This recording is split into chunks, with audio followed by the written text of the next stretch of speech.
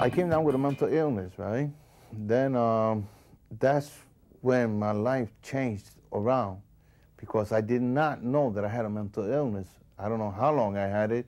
I know I didn't want to accept it over a couple of years until it really got worse. I started hearing these voices, right?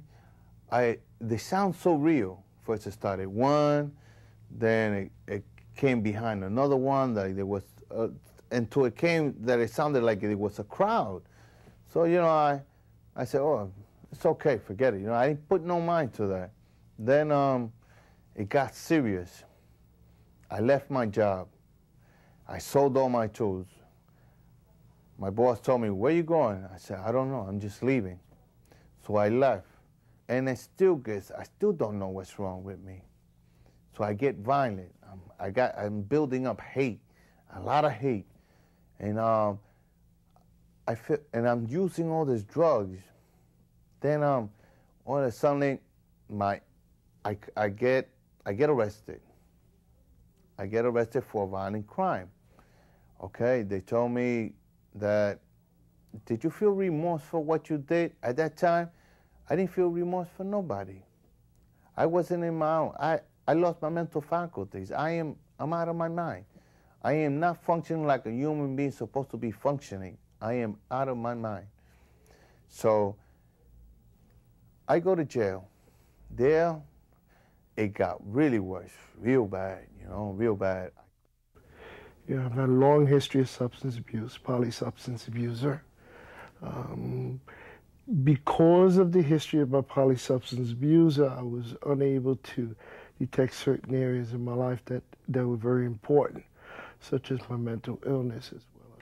I began to suspect that I had an illness, a mental illness, because of my isolation and my crying and going to corners.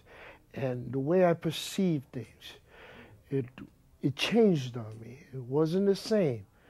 My perception of life, my perception of things that day was way different. It got worse. I didn't ever wanted to accept the fact that I was, you know, that was crazy. From the point of my culture, either you're crazy or you're sane. There was no in between. And I didn't see myself crazy, so I was afraid to deal with those issues. And that's why I used drugs. I used drugs so I could hide it better, you know. And so when I look at it, my mental illness played a major role in the negativity of my life because it was a problem that I was never able to address at its proper time during that time. So therefore, it festered in me and became worse and worse and worse. As time went along, I had to do certain things to get my drugs, and it led me to certain behaviors that caused me to get arrested. I grew up in a very abusive foster care system, you know, and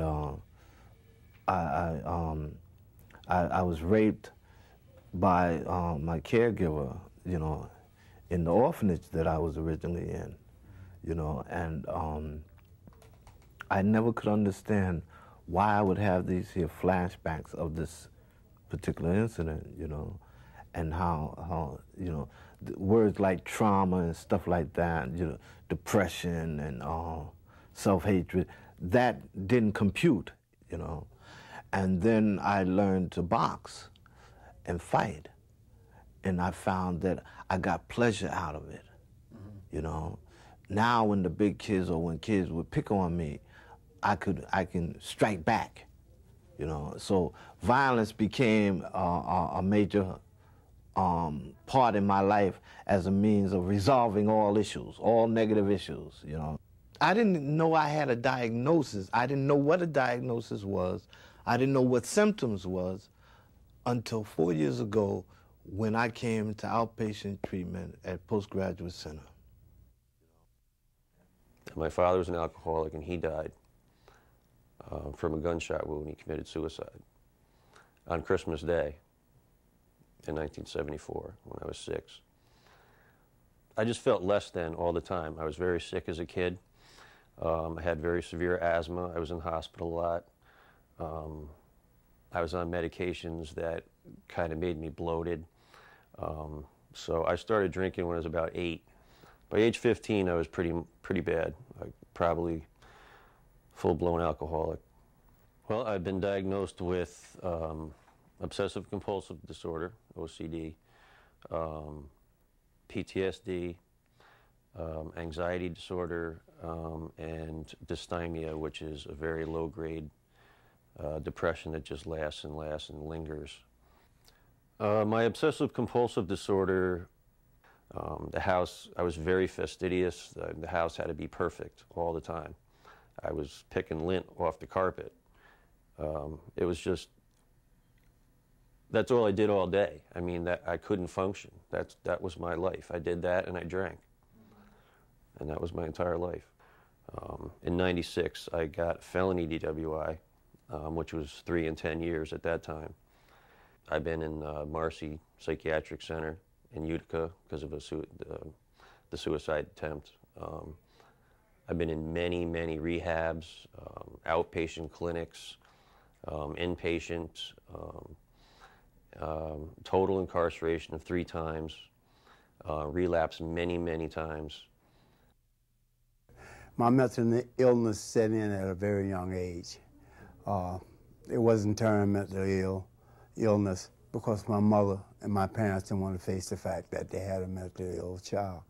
So I was diagnosed as being bipolar. I had up and down effect.